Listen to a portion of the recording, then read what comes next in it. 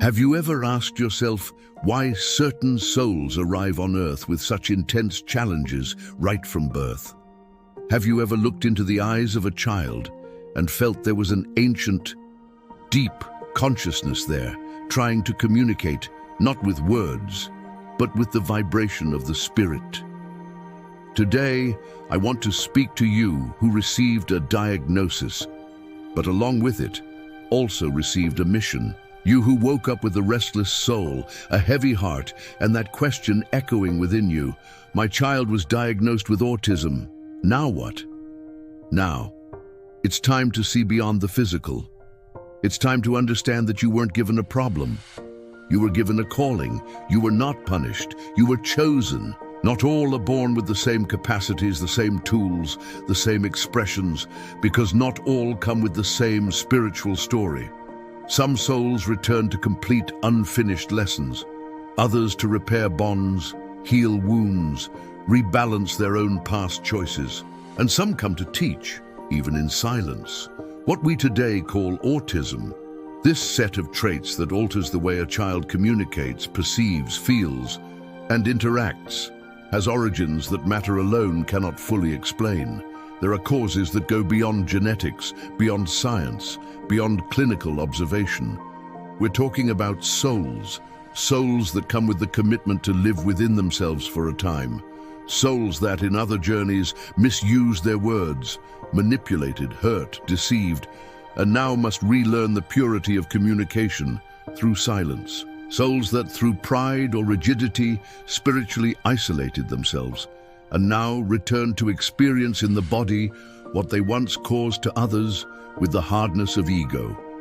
Or, in many cases, souls who chose the path of limitation out of love to help awaken their parents and entire families. And if you are listening to this with an open heart, perhaps you already feel, this child is not a burden. This child is a disguised master. Don't be deceived by the difficulty with words, the repeated behaviors, the social withdrawal. These are outer expressions, but the spirit inhabiting this body is whole. They feel, they perceive, they understand much more than they show. And in many cases, they have such a great sensitivity that the world wounds them, and that is why they withdraw. You, father, you, mother, you who care, who despair, who blame yourself, who cry in silence. I came to tell you today, stop asking why me and start asking what for. It is not punishment, it is a chance. It is not a mistake, it is a teaching. It is not the end, it is the beginning. Yes, there are spiritual causes behind this, but they're not meant to weigh you down. They're meant to free you. Because once you understand that this child is not sick, but on a mission, everything changes. You stop demanding what they can't yet give. You stop comparing. You stop feeling ashamed because they are different. And you begin to see the sacred. The child who doesn't speak may be here to teach you how to truly listen.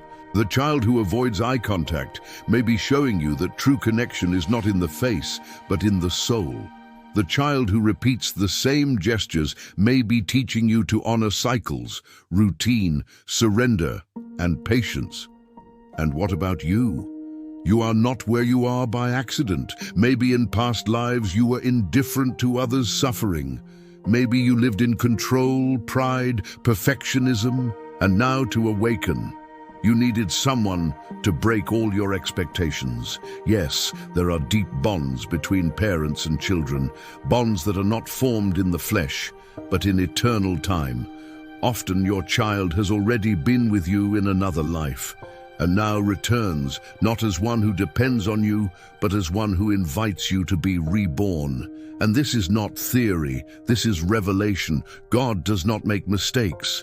Every spirit reincarnates where they need to be, with whom they need to be, and in the way they need to be.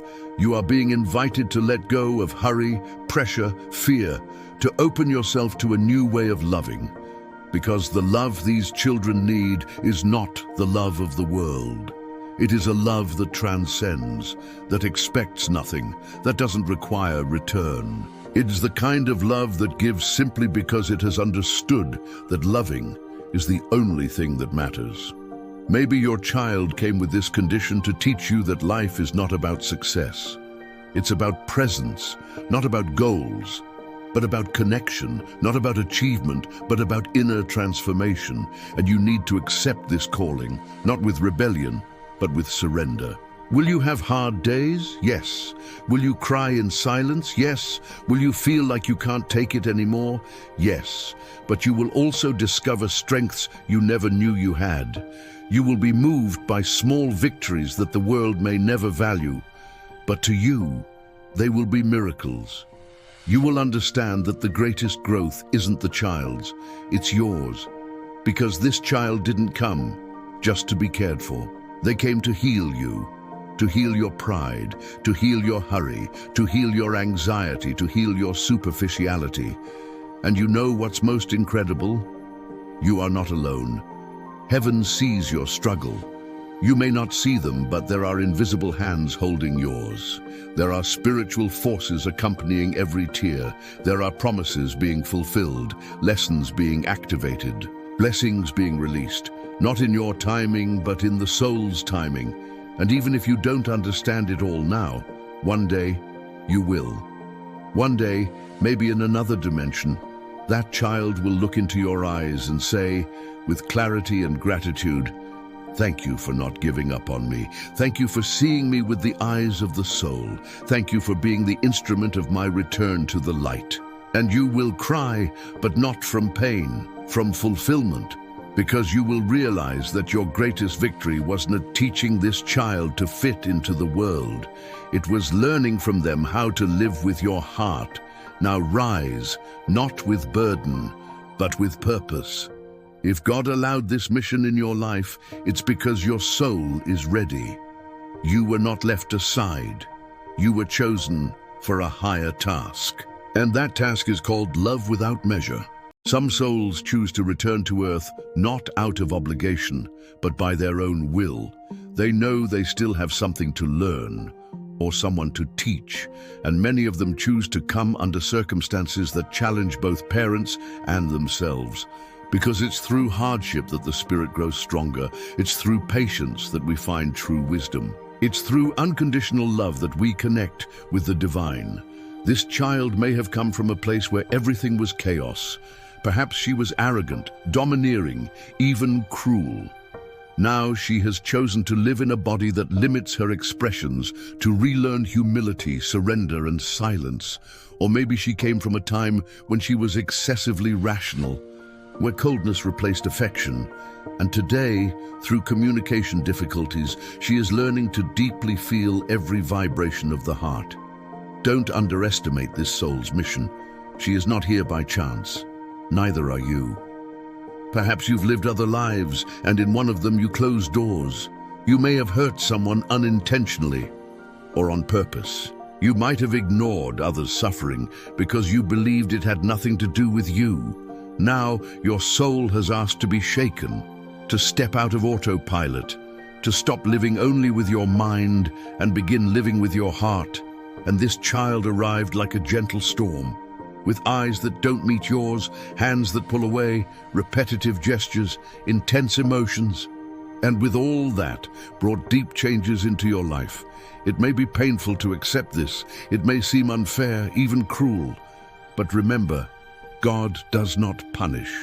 He simply offers opportunities for growth. And sometimes these opportunities arrive disguised as trials. Have you noticed how autistic children often have a different connection with the world? They seem to observe more, feel more, perceive nuances adults ignore. Often they deeply connect with animals. They sense people's energy before hearing a single word. They react to sounds others don't even notice. They are too sensitive for this noisy world.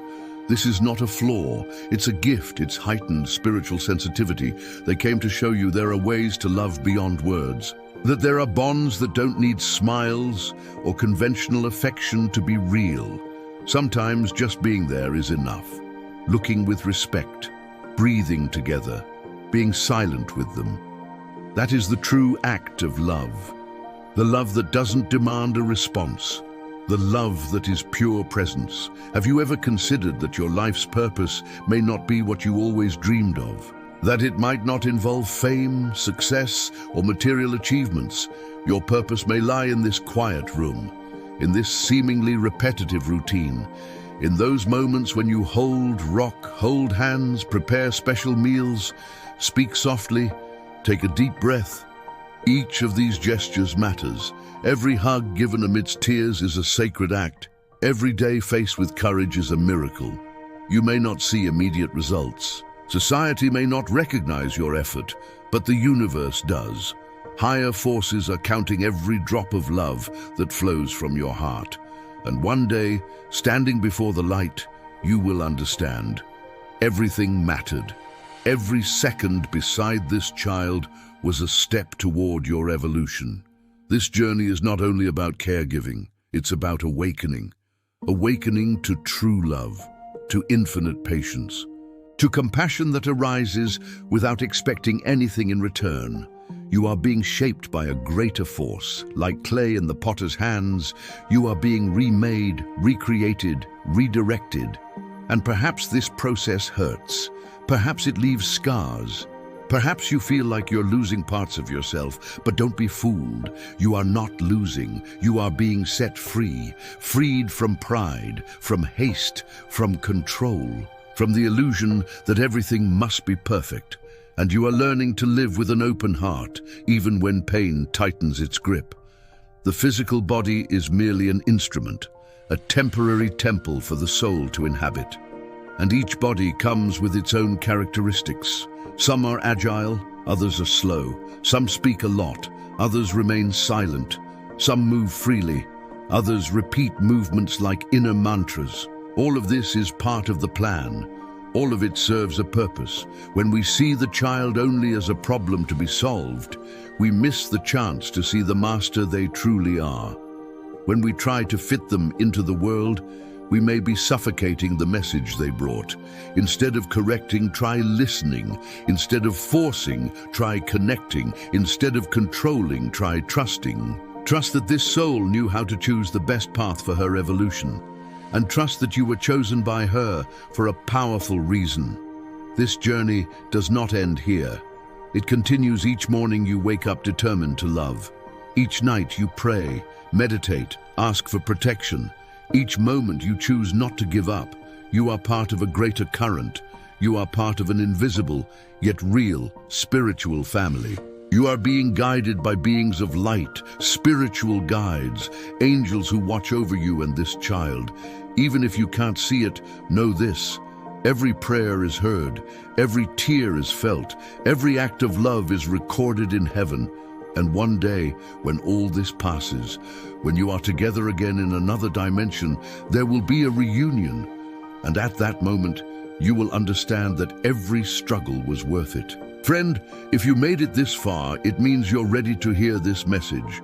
It means your soul is open, that you're not just seeking explanations, but meaning. This child is not a mistake. She is a disguised blessing, an ancient spirit who came to teach you what the world cannot, a teacher who doesn't speak, but transforms, a soul who came to heal you as much as you came to care for her. And you, my dear soul, were chosen, not by chance, not as punishment, but by calling. A calling to love without limits, to serve with humility, to grow with courage. Even if no one sees it, even if the world ignores it, know that you are making a difference. In the heart of a child, in the story of a family, in the eternity of a soul. If you are watching this video, it's because someone in heaven believes in you. Keep going, keep loving. Your mission is bigger than it seems, and you are not alone.